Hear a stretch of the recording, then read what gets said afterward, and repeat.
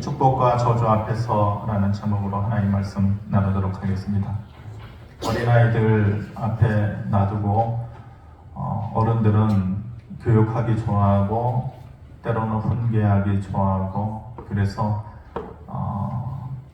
때로는 논리적인 말로 본인은 감동적인 말로 한다고 얘기하면서 5분, 10분, 15분 이렇게 얘기하죠. 근데 아무리 감동적인 말이라고 해도 아무리 논리적인 말이라고 해도 아이들은 집중을 못해요. 특히 5살, 6살, 7살 이런 아이들은 감동적인 말이 되지 않고 논리적인 말이 되지가 않죠. 그래서 아이들에게 있어서 가장 좋은 교육 방법, 효과적인 교육 방법은 뭐냐? 시청각 교육이에요. 시청각 교육. 시청각 교육이 뭐예요? 시, 보여주다 이거죠. 청, 들려주다 이거죠. 아이들에게 있어서 가장 좋은 교육은 보여주고 들려주는 거예요. 근데 보여주고 들려주지 않으면서 감동적인 얘기라고 설교하듯이 아이들 앞에서 얘기하면은 아무리 좋은 설교라고 하더라도 먹히지가 않아요. 효과가 없다 이거죠. 시청각 교육을 하면은 왜 좋으냐? 오랜 시간이 지나도 아이들의 기억 속에 남는 거예요. 5살 때 보여줬던 교회 선생님이 보여줬던 그 그림, 들려줬던 그 노래, 기억에 남는 거죠. 그래서 하나님께서 이스라엘 백성들을 어떻게 대하셨느냐? 어린아이와 같이 대하셨어요. 왜냐? 몰라요. 깨닫지를 못하고 또 알지를 못하고 무지하고. 그러니까 어린아이들처럼 뭘로 가르치신 거예요? 시청각 교육으로 그 백성을 가르칠 수밖에 없는 거예요. 가장 훌륭한 시청각 교육 자료가 뭐예요? 하나님께서 이스라엘 백성들을 앞에다 두고 나는 너희를 보호하는 하나님이다. 너희를 인도하는 자다. 너희를 살리고 먹이는 자다. 백성들이 뭐라고요? 그게 뭔데요? 이럴 수 있는 거예요. 하나님께서 그렇게 하지 않고 불기둥을 띄우시고 구름기둥을 하늘 높이 띄우셔서 봐라. 저걸로 낮에는 그늘을 만들고 밤에는 따스하게 너희를 보호하듯이 그리고 저 구름기둥만 따라가면 어디로 가야 될지 걱정할 필요 없다. 그렇게 나는 너희를 인도하는 자다. 너희를 보호하는 자다. 아침마다 만나를 내리시면서 너희의 삶에서 먹이는 자가 누군지 아느냐? 바로 나다. 이렇게 시청각 교육을 시키신 거예요. 이스라엘 백성들이 가나안 땅에 들어가기 전에 요단강을 건넜어요. 제사장들이 법궤를 어깨에 메고 허리춤까지 넘실넘실대는 자칫 잘못하면 빠져서 죽을 수도 있는 그 험난한 요단강가에 몸을 담갔을 때 요단강이 홍해 갈라지듯이 쫙 갈라졌어요. 그리고 마른 땅을 지나서 이스라엘 백성들이 가나안 땅으로 들어가게 되어지죠. 그럴 때에 하나님께서 여호수아를 통해서 명령하셨어요. 각 지파별로 한 명씩을 택해라. 택해서 큰 돌을 하나씩 가져와라.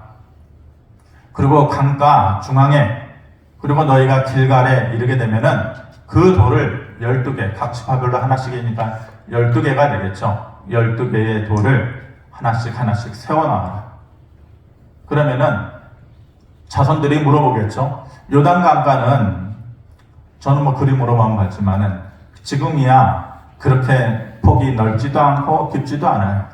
근데 그 당시에 요단강은 우기 때가 되면은 홍수가 나기도 하고 또 깊기도 하고 그러니까 물이 많을 때에는 세워놓던 돌이 보이지가 않겠죠.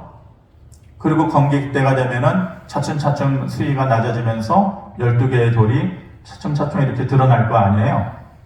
그러면은 그 요단강에 지나면서 자손들이 물어보겠죠.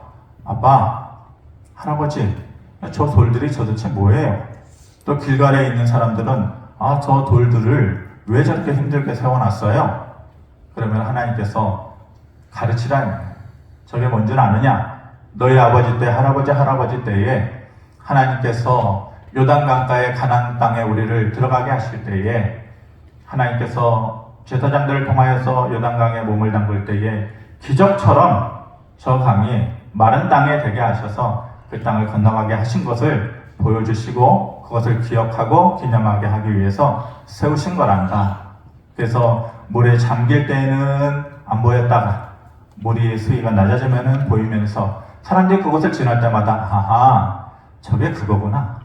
그런 의미를 가지고 있구나. 뭘 시키신 거예요? 시청과 교육을 시키신 거예요. 보여주면서 볼 때마다 깨달으라, 이 말이에요. 하나님께서 그 돌을 세우실 때에 여호수아 4장 24절에 보면은 이는 땅의 모든 백성에게 여호와의 손이 강하신 것을 알게 하며 너희가 너희 하나님 여호와를 항상 경외하게 하려 하심이라. 하나님의 속마음이 있었다 이거예요. 속뜻이 있었다 이거예요. 그 돌을 세우게 하시면서 여호와의 손이 강하신 것을 알아라. 너희가 아무리 강하다 할지라도 너희 힘으로 세상 사는 것 아니고 가나안 땅에 들어가서 살 때에 너희보다도 강한 적들과 싸우면서 살아갈 때에 너희 힘으로 사는 거 아니다. 내가 너희를 살리고 너희를 이기게 할 것이다. 그러면서 그 돌을 세우면서 여호와의 손이 강하다 라는 것을 깨닫게 해주기 위해서 그 돌을 세우다. 볼 때마다 딴 생각하지 말고 하나님이 너희와 함께 하실 때에 너희는 강해질 수 있다 라는 것을 깨달아라 라고 그것을 보여주신 것이죠. 그리고 오늘 이 말씀을 통하여서 너희가 살면서 평생 기억하라는 뜻으로 또 하나의 시청과 교육을 하시기를 원하시는 거예요. 어린아이들은 시청과 교육을 하면은 오랫동안 기억해요. 마음이 순수하기 때문에 그래요. 근데 어른이 되면은 생각이 복잡해요. 여러 가지 세상의 삶들이 혼합되어지고 섞여져서 보여줘도 혼재되어지고 혼합되어지고 오래 기억에 남지 않죠. 근데 하나님께서 강렬하게 어른이 된 이스라엘 백성들을 다 불러 모아요. 12지파의 이스라엘 백성들 다 나와라. 다 나와라. 남녀노소 할 것 없이 다 나와라. 그러면서 뭐라고 말씀하십니까? 12절, 13절 말씀인데 12절 말씀 여러분들이 읽어주시고 13절 제가 읽도록 하겠습니다. 12절 말씀 시작.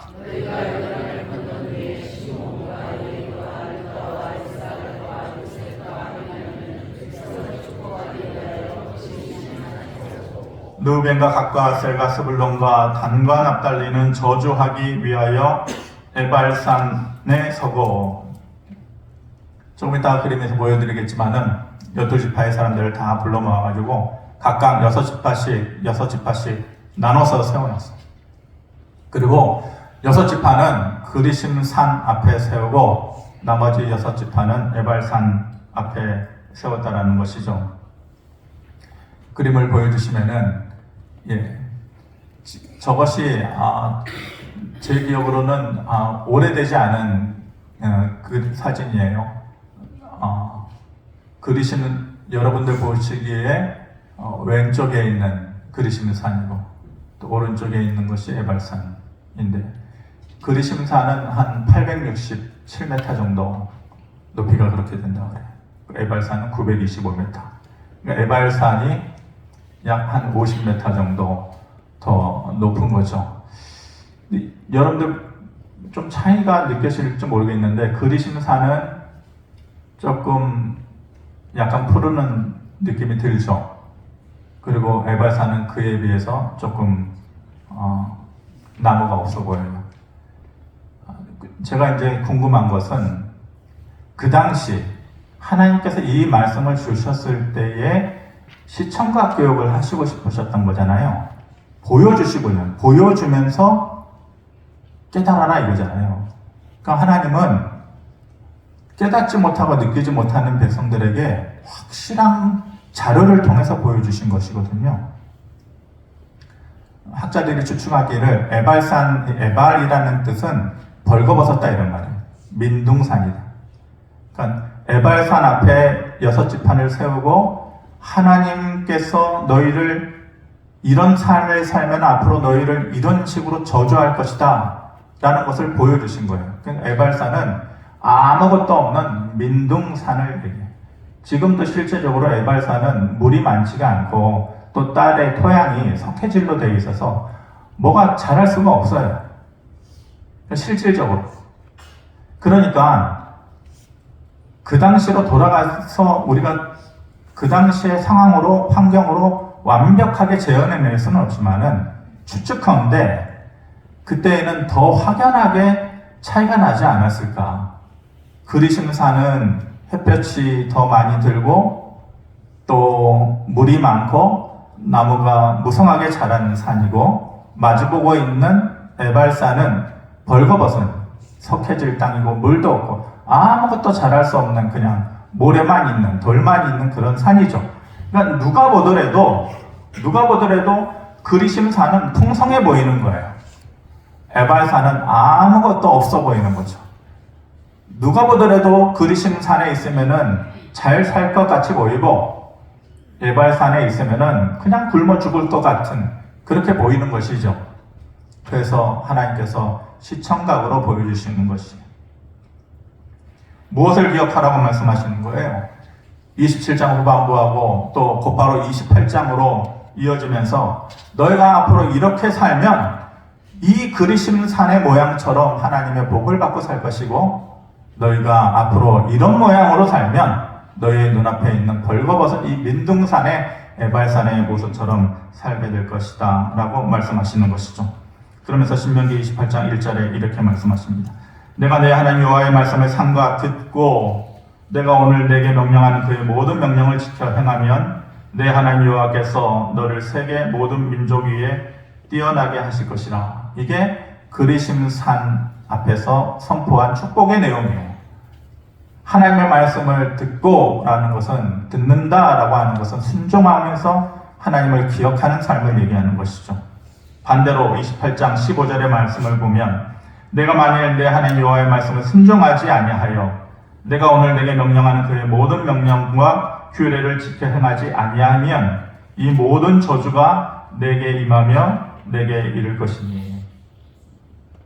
말로만 이 말을 하면 말로만 너희가 하나님의 말씀을 듣고 하나님을 기억하면서 살면 이런 게 아니라 그러면 지금 너 눈으로 보는 이 그리시는 산의 모양처럼 너희의 삶이 될 것이고 하나님의 말씀을 기억하지 않고 네 하고 싶은 대로 네 뜻대로 살면서 순종하지 않으면 너의 오른쪽에 있는 저 에발산의 민둥산의 삶의 모습이 너의 인생의 모습이 될 것이다 라고 보여주면서 그러니 철없는 어른이라 할지라도 이 뜻을 깨달았을 것이고 5살, 6살, 7살 먹은 아이들은 말귀를 알아듣죠.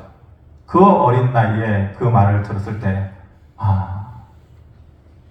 그렇구나. 하나님의 말씀 순종하고 하나님을 기억해서 살면은 푸르른 나무가 있는 저 삶의 모습이 내 인생의 모습이 되겠고 그렇지 않으면 벌거벗은 삶의 모습이 되겠구나. 그걸 깨닫게 되는 거죠. 구체적인 축복과 저주의 내용이 28장으로 가면서 나오고 있어요. 쭉 28장의 내용을 보면은 그 두 가지의 축복과 저주의 내용을 두 단어로 나눠서 설명할 수 있어요. 하나님께 축복받는 삶은 어둠이다. 어둠의 삶이다. 저주받는 삶은 뭐냐? 빼앗김의 삶이다. 그래서 축복과 저주의 삶을 어둠과 빼앗김의 삶으로 우리가 구분해서 설명할 수가 있죠. 저는 오늘 여러분들에게 무엇을 더 강조하려고 그러느냐? 에발산에서 선포되어진 저주의 말씀을 여러분들에게 말씀을 드리려고 합니다. 이렇게 살면은 여러분들 인생 반드시 망하고 실패합니다. 아니 목사님 명절 지내고 좋은 날 이렇게 왔는데 이왕이면 축복의 말씀을 해주시지 왜 에발산의 그리심산의 축복의 내용을 말씀하시지 왜 듣기 싫은 껄끄러운 에발산의 저주의 내용을 말씀하시느냐. 저도 그리심산의 말씀을 처음에는 준비했어요. 그런데 갑자기 문득 무슨 생각이 드냐면은 최악의 것을 경험한 사람은 지금을 만족하면서 산다라는 생각이 들더라고요. 최악을 경험하고 최악을 본 사람은 현재를 감사할 수 있어요. 예를 들면 우리가 탕자의 비유를 알잖아요. 둘째 아들이 망나니가 돼가지고 아빠한테 재산 달라고 그래가지고 나가가지고 허랑방탕하게 다 써버렸어요. 거지가 됐어요. 생거지가 됐어요. 그때서야 철이 들죠. 뭐라 그래요? 내가 아버지의 집에 있었으면 돼지가 먹는 쥐염 열매를 먹으면서 최악의 경우에 들어간 거잖아요. 최악을 경험한 거잖아요. 그러면서 그의 입에서 뭐라고 나와요? 내 아버지의 집에서 있었으면 내가 돌아가리라. 내가 아들로 대우받지 못해도 괜찮다. 종이 되어도 괜찮다. 아들이 아니어도 종이 되어도 괜찮다. 그래도 아버지의 집으로 돌아가리라. 이렇게 얘기하잖아요. 최악을 경험한 사람은 현재의 모습에 대해서 감사할 줄 안다고. 뭘 말씀드리려고 하느냐? 저주의 내용을 기피하죠. 듣기 싫어요. 근데 한국교회에 감히 이런 말씀을 드리기는 자격이 없지만 강단의 문제점이 뭐냐? 너무 좋은 말씀을 한다. 너무 축복의 내용이 넘쳐난다. 근데 성경을 쭉 보면은 선지자들이 많잖아요. 선지서의 내용이 많아요. 모든 선지자들과 선지서의 내용이 사람의 귀에 좋으라고 말씀한 내용이 찾아보면은 거의 없어요. 8대2나 7대3이나 될까요? 이렇게 살면은 너희 안 된다. 이렇게 살면은 하나님 앞에 저주받고 망한다. 그것이 거의 대부분의 얘기예요. 왜냐? 실질적으로 그들의 삶이 그렇게 살지 못했기 때문에 그렇게 말할 수밖에 없었던 거예요. 사실상 그렇게 메시지를 선포해야 되는 거예요. 그런데 그렇지 못하고 있는 것이죠. 우리가 저주의 내용을 기피하지만은 들어야 돼요. 최악의 경우를 들으면 하나님의 축복의 내용이 더 선명해지는 거예요. 그것이 꺼려지지만은 기피하지 않고 그거를 들었을 때에 이렇게 살면은 하나님의 저주가 임하는 거구나 라는 두려운 마음이 우리 안에 자리 잡아야 되는 거예요. 그리고 그렇게 살면서 순간순간 이렇게 살면 안 되는 것이구나. 하나님의 말씀에 이것이 부딪히는 것이구나 라는 것을 깨닫게 되어지는 것이에요. 그런 의미에 있어서 최악의 말씀, 듣기 싫은 말씀이라고 할지라도 그것이 우리에게는 약이 되는 것이죠.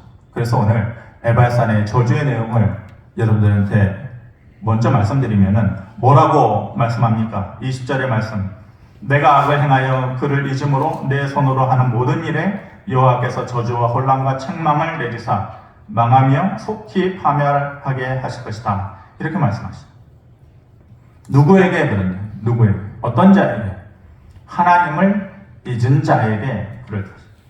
내 손으로 하는 모든 일 가운데 하나님을 알고 깨닫는 자는 그 손으로 하는 모든 일이 기름져야 되잖아요. 형통해야 되잖아요. 그런데 내 손으로 하는 모든 일에 형통이 아니라 저주가 있을 것이다. 그러면 결과적으로 어떻게 된다? 너가 속히 망하게 될 것이다. 이렇게 말씀하십니다. 실질적으로 이스라엘 백성들이 가나안 땅에 들어갔어요. 어떤 땅이에요? 가나안 땅에. 젖과 꿀이 흐르는 축복의 땅이다 이랬어요.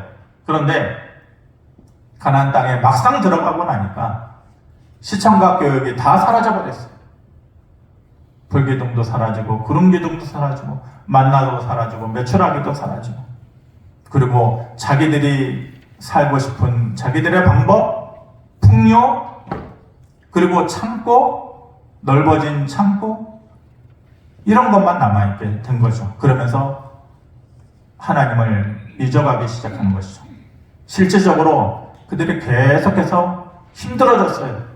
그리고 너희들이 하는 모든 일 가운데 속히 망하게 될 것이다. 이렇게 말씀하셨죠.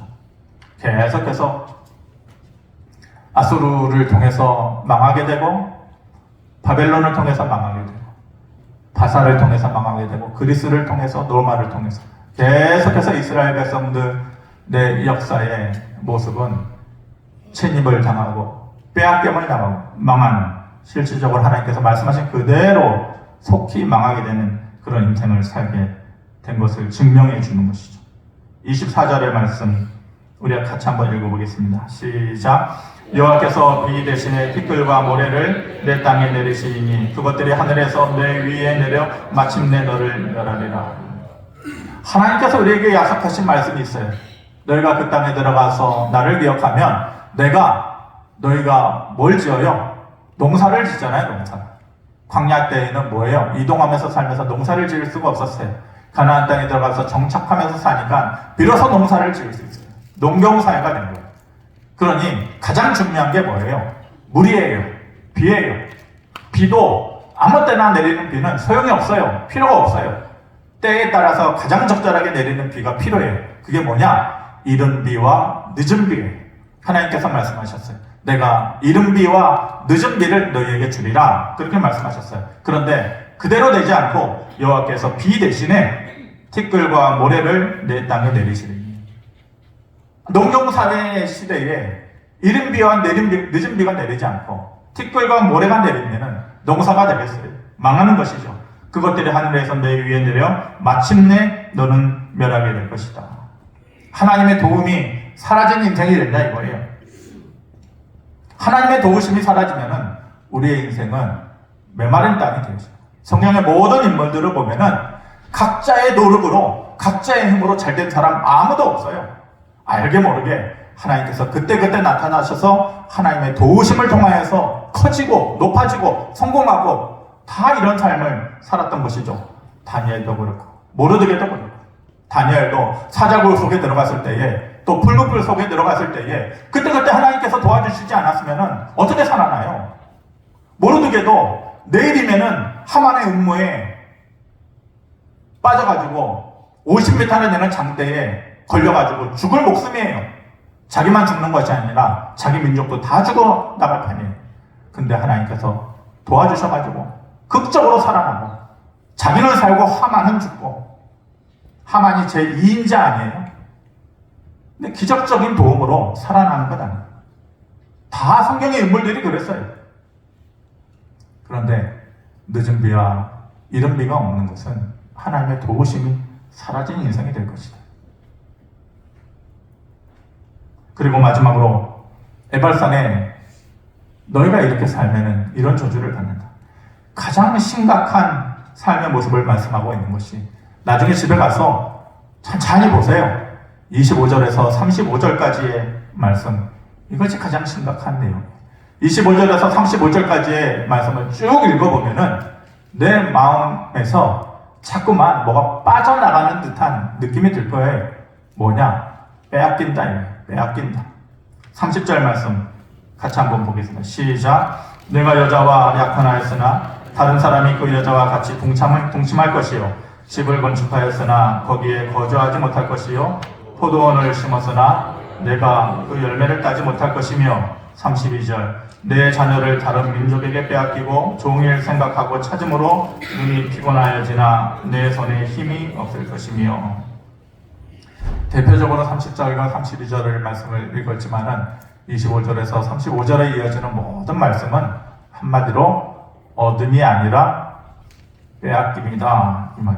하나님을 가까이 하지 않고 살면서 점점 잊고 사는 자의 삶이라는 것이 점점 모든 것이 허전하게 되어지고 빼앗기는 인생이 될 것이다. 이렇게 말씀합니다. 반면에 그리심 산의 축복의 내용을 한마디로 28장에 모든 내용이 나와 있어요. 한마디로 1절에서 말한 것처럼 하나님의 말씀을 듣는 자에게 주어지는 법이다. 하나님의 말씀을 듣다라는 것은 기억한다라는 의미예요.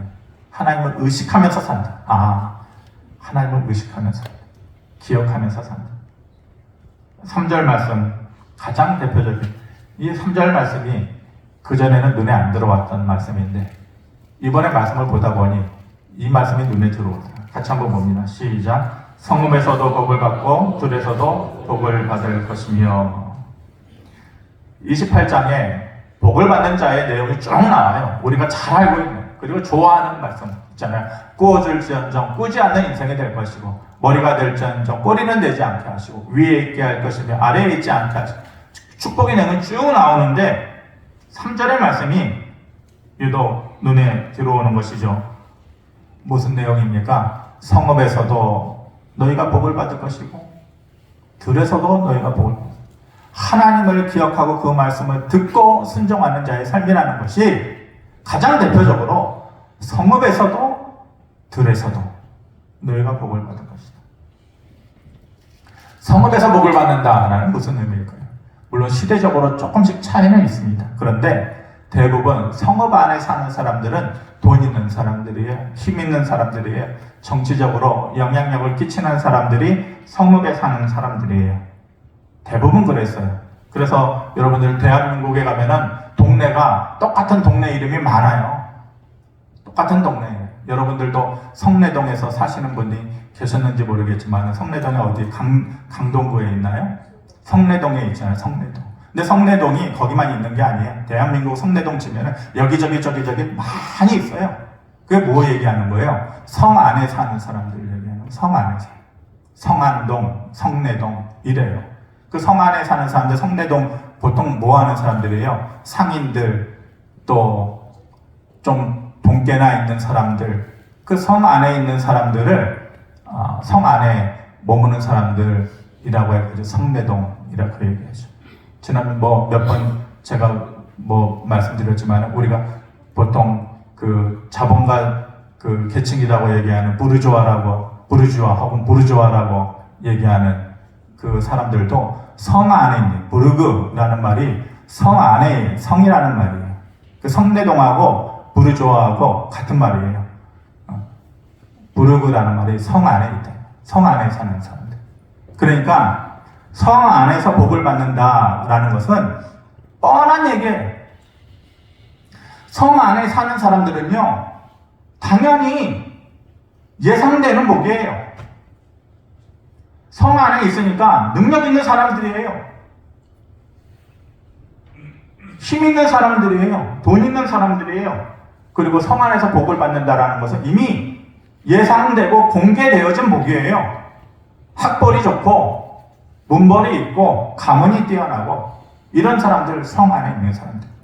뻔한 얘기죠. 그런데 문제는 들에서도 복을 받는다. 들에서도 복을 받는다. 성과 들은 성경을 보면 확연하게 구분을 해요. 들이라고 하는 장소는요, 쫓겨나는 장소예요. 들이라고 하는 장소는 헤매이는 장소를 얘기해요. 들은 쫓겨나고 헤매이고 그리고 기억에서 잊혀진 자들이 있는 곳이 들이에요. 들판이에요. 근데 그 들에서 복을 받는다라는 것은 공개된 복이 아니죠. 다음 슬라이드 보면은 그 성 안에서와 들에서의 복의 차이를 얘기하고 있어요. 들에서는 아무도 기억해주지 않는 은밀한 곳에, 초라하게 있는 곳에 거기서 복을 받는다라는 것은 아무도 기억해주지 않는 곳에서 하나님과의 밀접한 관계를 통해서 은밀하게 받는 복을 얘기해요. 나 같은 사람을 아무도 기억해주지 않고 초라하게 살아가고 있는 그 굴 한 구석에서 살아가고 있는 그곳에 있다 할지라도 새벽 날개를 치며 바다 끝에 가서 거할지라도 거기까지 찾아와 주셔서 하나님께서 은밀하게 부어주시는 복, 그게 들에서 받는 복을 얘기합니다. 그리고 그 복은 전혀 예상치 않아요. 성 안에서 받는 복은 당연히 예상이 되죠. 야, 이 사람 학벌 좋으니까 복 받겠네. 좋은 가문에서 살았으니까 복 받겠네. 예상이 되어지는 복이죠. 들에서 받는 복은 전혀 예상되지 않아요. 저 사람이 무슨 복을 받겠어? 저런 꼴로, 저런 모양으로 살면서 무슨 복이라는 게 있겠어? 전혀 예상되지 않는 복. 은밀하게 조용히 주어지는 복. 이게 들에서 받는 복을 얘기해요. 하나님의 말씀을 귀 기울이고